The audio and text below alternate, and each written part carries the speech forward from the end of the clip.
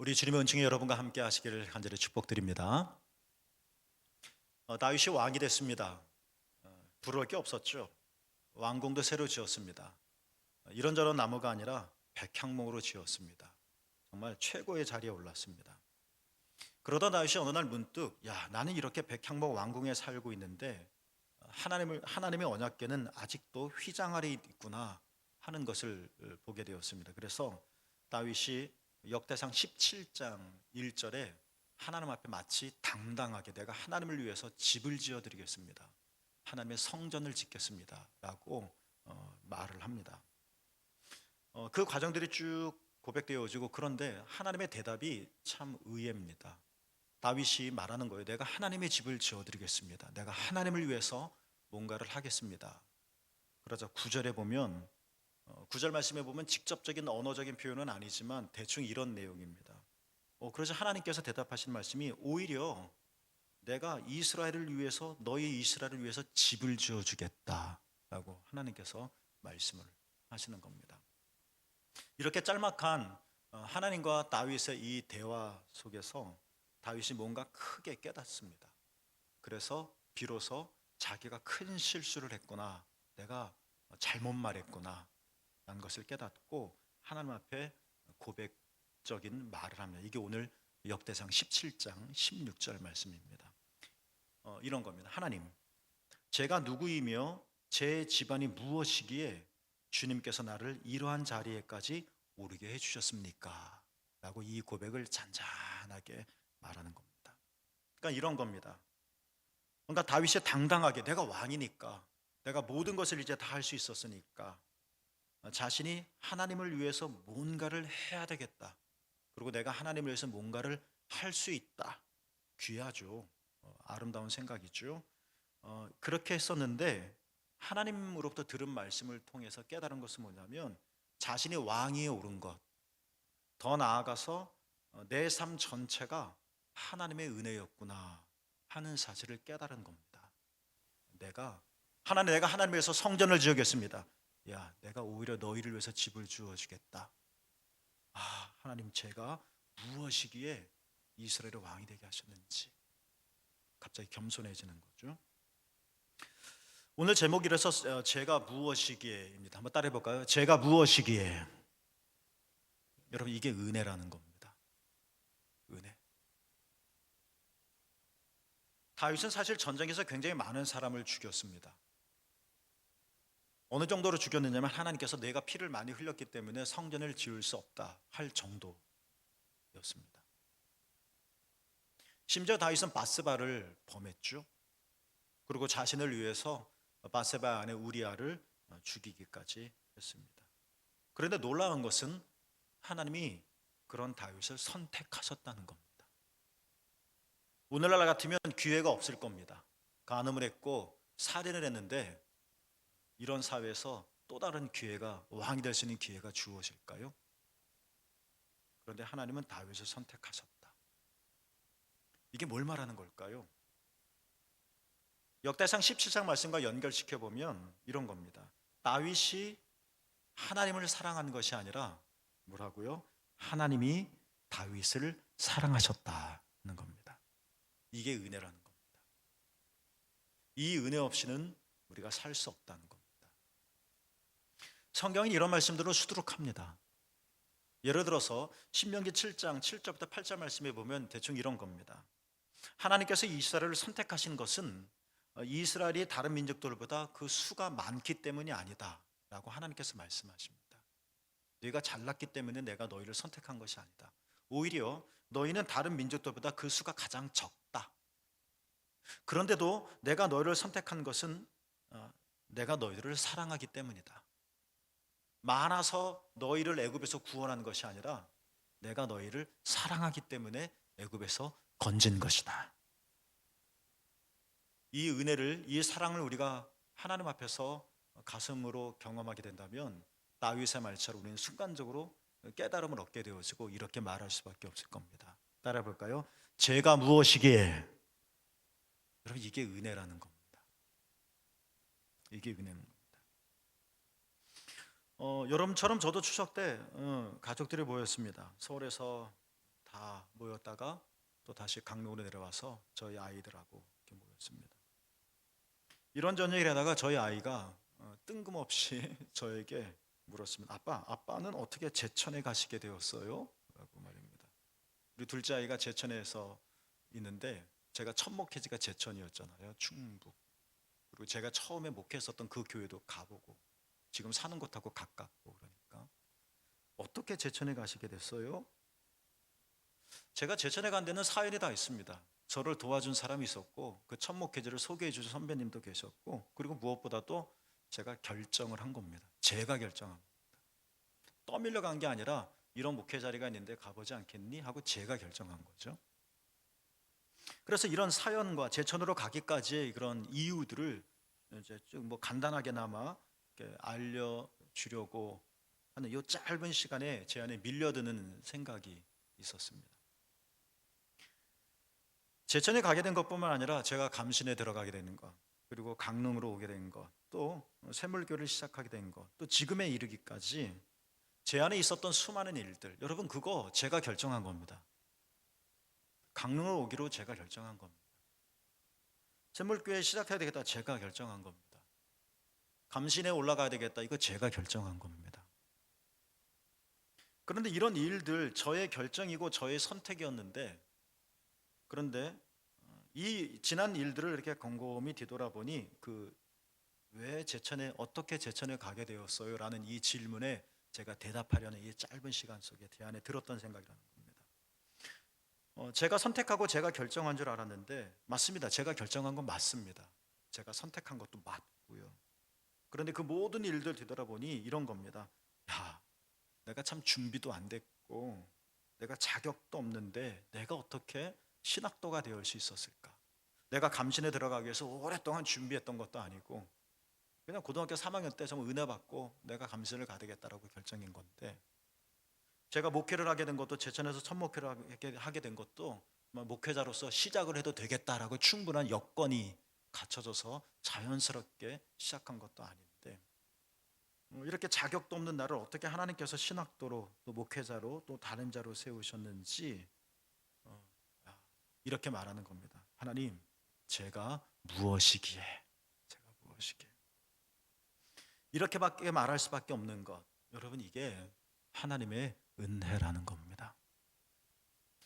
여러분도 지금까지 지나왔던 삶들을 보면 기쁨도 있었고 슬픔도 있었고 여러 우여곡절이 있었을 겁니다. 그렇죠? 그런데 그 많은 일들 속에서 잠시 멈춰서서 소위 내가 왜 제천에 이르게 되었지? 라는 질문을 스스로 하게 되어질 때 분명히 지금까지 걸어온 걸음 하나하나에 여러분이 결정하셨고 여러분의 선택이 있었고 여러분의 의지였지만 그 근저에는 뭐예요?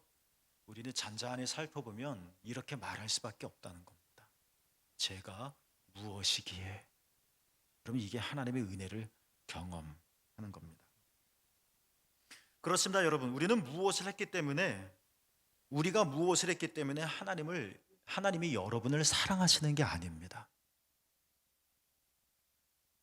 리차드 로우라고 하는 분이 말했었던 것처럼 여러분이 하나님을 위해서 무언가 하기에 앞서서 하나님은 여러분을 위해 이미 무언가를 하고 계셨다는 겁니다. 여러분 이게 뭐예요? 하나님의 은혜라는 겁니다. 나는 내가 선택한 줄 알았는데 그러나 내 선택과 나의 결정에 앞서서 하나님께서 뭔가 나를 위해 이미 하셨던 일이 있다는 겁니다. 나는 하나님을 위해서 성전을 짓고자 했는데 참 거룩한 욕심이죠. 그러나 내가 하나님을 위해 성전을 지어드리겠다, 여기에 앞서서 하나님께서 뭔가 다윗을 위해서 이스라엘을 위해서 하신 일이 먼저 있었다는 것입니다. 그것을 깨닫는 순간, 그것을 보게 되는 순간 우리는 말할 수밖에 없다는 겁니다. 하나님, 제가 무엇이기에 이스라엘의 왕이 되어야 하는 겁니까? 이렇게 살인자가. 제가 무엇이기에 샘물교회 담임자가 돼? 제가 무엇이길래 여러분이 저를 목사로 봐주시는 걸까요? 제가 무엇이기에?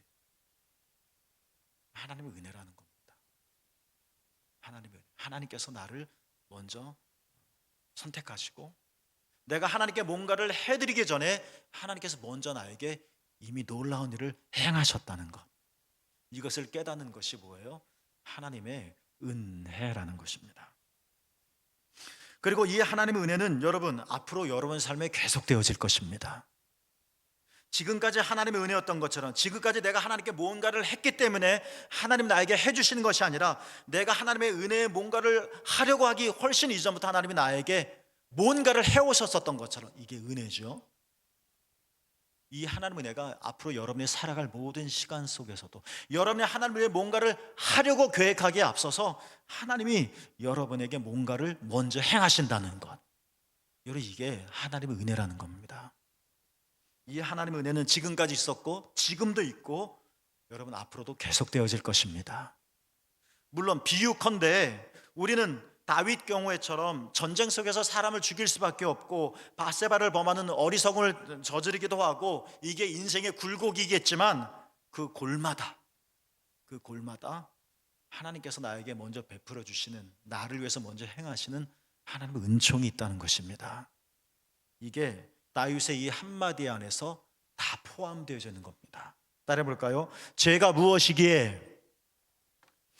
여러분 하나님의 이 놀라우신 은총이 여러분과 함께 하셨고 지금도 여러분과 함께 하시고 하나님께서 앞으로도 함께 하실 것입니다. 자, 하나님의 사랑과 이러한 축복을 받는 자가 되는 길은 하나님의 사랑과 축복을 받는 자가 되도록 자신을 허용하는 데 있다는 것을 두 번째로 말씀드리려고 합니다. 하나님은 지금도 여러분에게 은혜를 베푸시고 하나님은 지금도 여러분에게 복을 베푸십니다. 그런데 나에게 향하신 하나님 베풀어 주신 이 사랑과 복을 진짜 내가 받는 자가 될 수 있는 길은 지금도 내게 내려오는 하나님의 사랑과 축복을 받는 자가 되도록 내 자신을 하나님께 열어 허용하는 겁니다. 저는 그래서 어떻게 내 자신을 열어서 지금도 햇빛처럼 내게 비춰주시는 하나님의 사랑과 축복을 받는 자가 되도록 내 자신을 허용할까, 두 가지를 짧게 여러분과 먼저 나누려고 합니다. 첫 번째는 다양한 언어로 묘사가 되어지지만 오늘은 이런 단어로 한번 설명해 보고 싶은데요. 첫째는 여러분 하나님께 정직하자는 겁니다. 정직하자는 겁니다. 다윗 얘기 하나 더 해보겠습니다. 나단 선지자가 있었죠. 바세바를 범한 다윗을 향해 왕에게 선지자가 감히 직설적으로 이야기하면 당신이 그 사람이요, 당신이 그 못된 짓을 한 바로 그 사람이요. 이 사건을 여러분 기억하시죠? 사무엘상 12장에 있는 사건 말입니다. 그런데 여기서 진짜 우리가 주목해야 할 말씀이 있는데요, 그것은 뭐냐면 다윗이 지은 죄가 아닙니다. 사무엘하 12장에서 하나님께서 우리에게 말씀하시고자 하는 것은 다윗이 이런 죄를 지었네, 다윗의 죄목이 아니라 다윗이 나단의 지적, 당신이 바로 그 사람이요 라는 왕을 향한 나단의 말을 다윗이 받아들였다는 겁니다. 은폐시킬 수도 있었고 부인할 수도 있었고 아니면 나단을 처형할 수도 있었고, 그런데 다윗은 그대로 받아들였습니다. 그래서 다윗이 이렇게 대답하잖아요. 내가 여호와께 죄를 범하였노라, 이 고백을 합니다. 여러분 그렇습니다. 죄보다 더 큰 문제는 죄가 가볍다는 말이 아니라 죄보다 더 큰 문제는 뭐냐면 이 범죄의 사실을 내가 인정하지 않으려는 거라는 겁니다. 똑같이 내 자신의 연약함은 하나님 앞에서 용서받을 수 있습니다. 여러분의 실수는 하나님 앞에 기꺼이 용서받을 것입니다. 그런데 나의 연약함을 부정하려 한다면 용서받을 기회가 없을 거라는 겁니다. 내 자신이 하나님의 은혜보다 더 크고 높은 곳에 가 있기 때문에 그렇습니다. 다윗이 범죄를 범한 이후에 저는 이 사건을 굉장히 의미 있게 보는데 바세바 사이에 태어난 아이가 죽습니다. 그렇죠? 이름도 짓지 못하고 죽습니다. 그런데 다윗이 그 아이를 보고 하나님 앞에 금식하며 막 기도합니다. 살려달라고 기도했겠죠. 신하가 이 다윗을 보면서 근심이 가득합니다. 아니, 지금 죽어가고 있는 아이를 보면서 이렇게 금식하며 막 열심히 기도하는데, 내가 보기엔 이 아이가 죽을 것 같은데 진짜 죽으면 다윗이 어떻게 될까? 걱정이 태산 같습니다. 결국 아이가 죽습니다. 그러면은 다윗은 신하의 생각에 의하면 더 깊은 절망의 질곡으로 빠졌을 법한데, 다윗은 아이가 죽자 언제 그랬냐는 듯이 훌훌 베옷을 다 벗어버립니다. 저는 이 사건을 굉장히 의미 있게 봅니다. 그 아이가 누구였을까요? 그 아이를 바라보며 그 아이를 무릎 앞에 두고 밧세바 사이에 태어난 이 부정한 관계 속에서 태어난 아이를 무릎에 앉혀놓고 살려달라고 막 기도했었던 이 아이가 다윗에게는 누구였을까요? 자기 자신이었겠죠. 이 아이를 보면서 자신의 죄가 떠오르겠죠. 그리고 밧세바 사이에서 태어난 아이가 죽고 밧세바 사이에서 솔로몬이 태어납니다. 그리고 왕이 됩니다. 이 사건은 당신의 그 사람이요, 내가 여호와께 죄를 범하였습니다. 당신은 연약하오.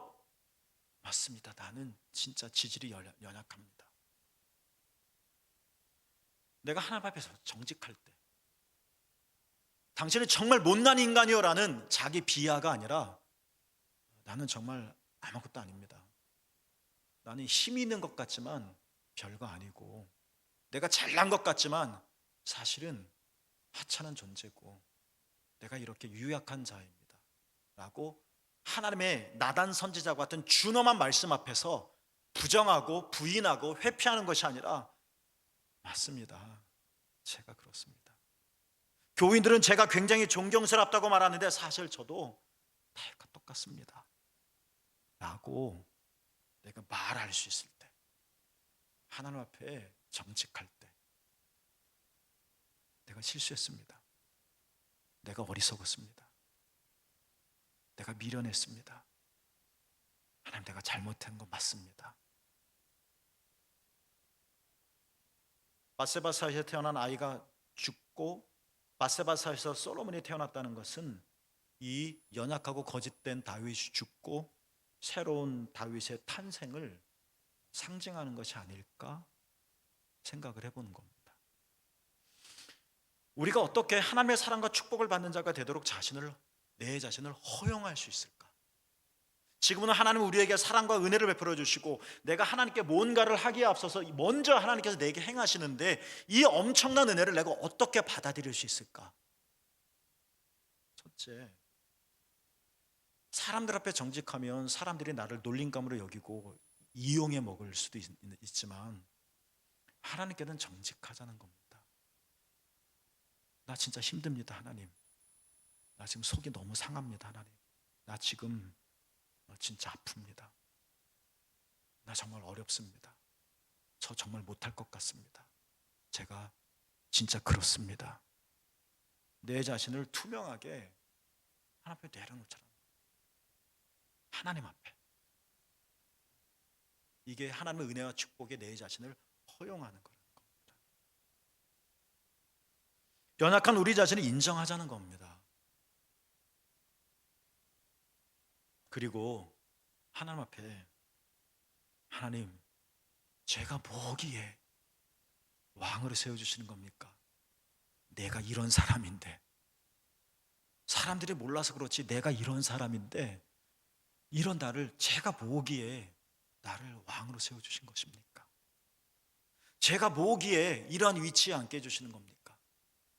하나님, 제가 진짜 뭐기에 이러한 영화를 누리게 해주시는 겁니까? 내 삶 전체가 하나님의 은혜다 라고 내가 말해보자는 겁니다. 고백하자는 겁니다. 하나님 은혜 없이는 내가 잠시도 살 수 없는 존재임을 말합니다. 하나님께서 정말 한시라도 한눈 파시고 나를 꽉 붙들어 주지 아니하시면 나는 뒤뚱거리며 쓰러질 수밖에 없는 존재임을, 언제든지 위험 요소가 나에게 있음을 기억하며, 하나님, 제가 보기에 저를 이스라엘 왕으로 세워주셨습니까? 하나님 앞에 정직하자는 겁니다. 두 번째, 하나님의 사랑과 은혜와 축복을 내가 허용하기 위한 방법은 경쟁을 멈추고 더불어 살아보고, 그리고 비교를 그치고 축복해보자는 이야기입니다. 이것은 단순히 인간관계의 문제가 아니라 하나님의 커다란 은혜와 축복의 우산 속에서 해보자는 겁니다.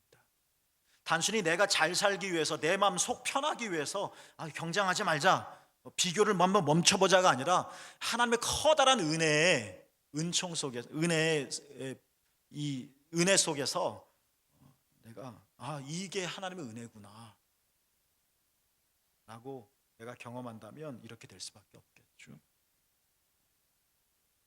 디모데전서 2장 4절에 저는 이 말씀을 개인적으로 좋아하는데, 바울이 고백합니다. 하나님은 모든 사람들이 구원받기를 원하신다. 저것도 구원받을 수 있을까? 하나님은 구원받기 원하십니다. 진짜 그 사람이 구원을 받느냐 안 받느냐는 두 번째 문제고, 하나님은 원하신다는 겁니다. 저 인간도 구원받으면 진짜 천국이 난리지. 그러나 하나님은 구원하기를 원하십니다. 여러분, 이 말은 무슨 말이냐면, 하나님은 우리 전체를 경쟁시켜서 소수 몇 사람만을 구원하지 않으신다는 겁니다. 당신이 잘났으니까, 당신이 돈이 많으니까, 당신이 일을 많이 하니까, 당신의 성격이 좋으니까 천국의 인원은 제한되어져 있으니까 서로 경쟁시켜서 우수자들만 뽑아서 하나님 나라에 보내시는 분이 아니라는 겁니다.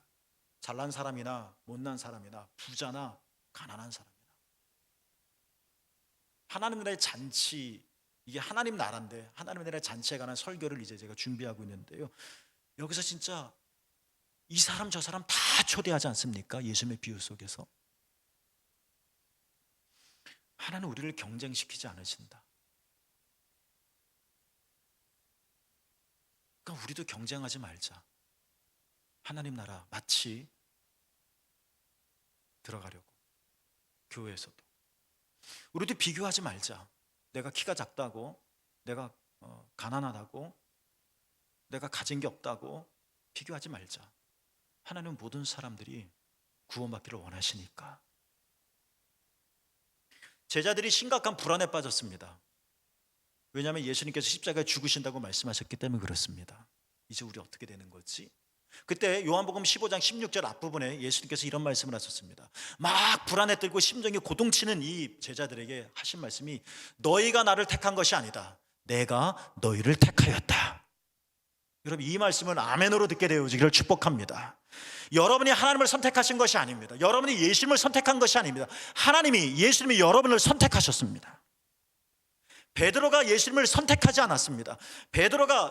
사도 바울이 예수님을 선택한 게 아닙니다. 내가 충북 제천을 선택하고, 내가 샘물교를 선택하고, 내가 감신을 선택하고, 내가 강릉을 선택한 것 같았지만 하나님이 나를 먼저 선택하셨다는 겁니다.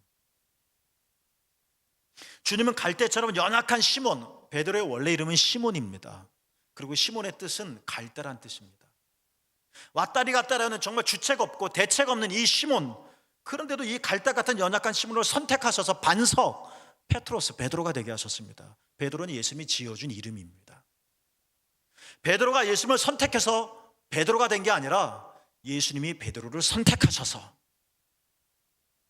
페트로스, 반석이 되게 하셨습니다.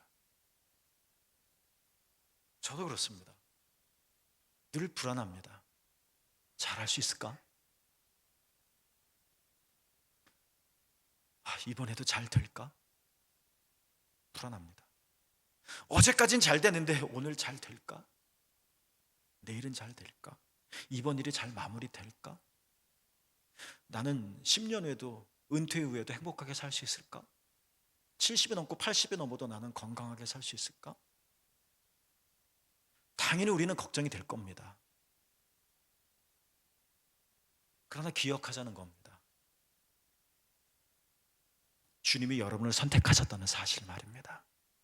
내가 주님을 선택한 거면 이 대책 없는데, 울쑥불쑥하는 내 감정으로 인하여 주님을 움켜잡았던 내 손을 잡았다 놓았다 할 것 같은데, 내가 동으로 가고 서로 가고 북으로 가고 남으로 가도 주님이 나를 붙잡으셨기 때문에, 주님이 나를 선택하셨기 때문에, 내 의지의 연약함과 내 감정의 폭풍 같은 요동 속에서도 주님이 나를 붙드셨기 때문에 나는 여전히 주의 손에 붙들려 있다는 겁니다. 내 삶에 실패가 있고 내 삶에 어려움이 있고 슬픔이 있고 이런 제자들 같은 불안이 있다 할지라도 잘 될까? 내가 주님을 선택한다면 진짜 불안할 겁니다. 그러나 여러분, 하나님이 여러분을 선택하십니다. 선택하셨습니다. 그러니까 우리는 다만 하나님께 이런 고백을, 주님께서 나를 선택하셨다는 것을 우리가 정말 진정으로 깨닫게 되어진다면 우리는 이런 고백을 말할 수밖에 없겠죠. 하나님, 제가 무엇이기에 나를 선택하셨단 말입니까? 내가 보기에도 선택할 만한 사람이 정말 수두룩한데 내가 보기에 나를 선택하셨단 말입니까? 내가 보기에 목사로 선택하셨고, 내가 보기에 이런 위치에 앉도록 선택하셨고, 내가 보기에 이날까지 살게 해주시고, 제가 보기에 다윗의 고백이죠. 한때는 내가 하나님을 위해서 뭔가를 해드리겠습니다, 자신 만만했었는데 이 하나님의 은혜를 깨닫고 나니까 가련한 인간이 된 게 아니라 이렇게 말할 수밖에 없었다는 겁니다. 하나님, 제가 보기에. 그러자 솔로몬이 태어난 겁니다. 이게 다 하나님의 은혜입니다. 여러분 기억하십시다. 하나님이 여러분을 선택하셨습니다. 여러분이 누구보다 잘나서가 아니라, 여러분이 누구보다 더 많은 일을 했기 때문이 아니라 그냥 여러분이 사랑하셔서 이 일엔 여러분을 선택하셨다는 겁니다. 하나님의 은혜입니다. 오늘 예수님께서 막 불안에 떠는, 내가 잘할 수 있을까 걱정으로 가득한 이 제자들에게 오늘 요한복음 15장 16절 두 번째로 예수님께서 이렇게 말씀하십니다. 따라 같이 한번 읽어볼까요? 시작. 이는 너희로 가서 열매를 맺게 하고 또 너희 열매가 항상 있게 하여. 이는이 뭡니까? 내가 너희를 선택한 거 말하는 거죠. 내가 너희를 선택한 것, 너희가 나를 선택할 수 있도록 내가 허락하지 않고 내가 너희를 선택한 것, 이는 너희로 가서 열매를 맺게 하고 그 열매가 항상 있게 하려는 것이다. 여러분 기억하세요. 내가 열매를 맺은 게 아니라 주님이 내 아이에게 열매를 맺게 해주셨다는 사실. 내가 뭔가를 선택해서 일의 결과를 이룬 것 같은데 맞지요? 맞습니다. 내가 결정한 건 맞아요. 그러나 내 이 모든 선택과 결정, 이 근저에는 뭐가 있습니까? 하나님이 나를 선택하셨다는 겁니다. 왜요? 나로 열매를 맺게 하려고. 왜요? 이 열매가 항상 있게 하려고. 그러니 안 되는 일에 슬퍼하지 말자는 겁니다. 저도 안 되는 일 많습니다. 애처롭게 저도 포기하는 일을 많습니다. 남 잘 되는 것에 불편해하지 말자는 겁니다. 저보다 목회 잘하는 분 정말 많습니다. 부럽습니다. 저도. 왜 나는 저런 성격이 못 될까? 저도 지금 남 부러운 거 많습니다.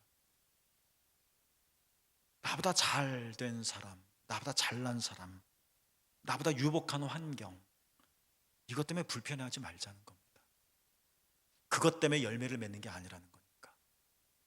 하나님이 나를 선택하셨기 때문에 열매가 있게 하고 항상 있게 하려 하심이라. 그러니까 우리가 이렇게 안 되는 것에 불안해하고 남 잘 되는 것에 불편해하기보다는 이미 나를 선택하신 주님의 은혜에 깊이 침식하자는 겁니다. 왜 이래 하면서 부들부들 떨기보다, 왜 나는 이거밖에 안 되라고 속 뒤집어지는 것보다 그 시간에 그 에너지로 나를 선택하신 하나님의 은혜에 깊이 침식하자는 겁니다. 왜 나는 일을 못해 하는 것 때문에 속상하기보단 그래도 내가 주님의 손에 붙들려 있다, 이 은혜를 깊이 생각하자는 겁니다. 여러분, 하나님께서 여러분에게도 잘하실 것입니다. 우리가 다 잘할 수 없잖아요. 그런 하나님께서 여러분에게 붙드셨기 때문에 포도나무 같은 여러분에는 포도가 열매 맺게 하실 것이고, 감람나무 같은 사람에는 감람 열매가 맺게 하실 것이고, 항상 있게 하실 것이고. 그러니 우리가 고개 좌우로 돌려 씩씩거리고 시기하고 질투하고 불안해하기에 앞서서 깊이 호흡하며 고백하자는 겁니다. 하나님, 제가 뭐길래 나를 선택해 주셔서, 하나님, 제가 뭐길래 저를 사랑해 주셔서 이스라엘의 왕이 되게 해주셨는지. 모든 것이 하나님의 은혜라는 이 고백 말입니다. 여러분, 그렇습니다. 하나님 앞에 우리가 투명하게 우리 자신을 열어 나갑시다. 그리고 맞습니다. 제가 무엇이기에 내 삶이 하나님의 은혜라고 우리가 말해봅시다. 내가 주님을 선택한 것이 아니라 주님이 나를 선택하셨다. 이것들을 기억해 봅시다.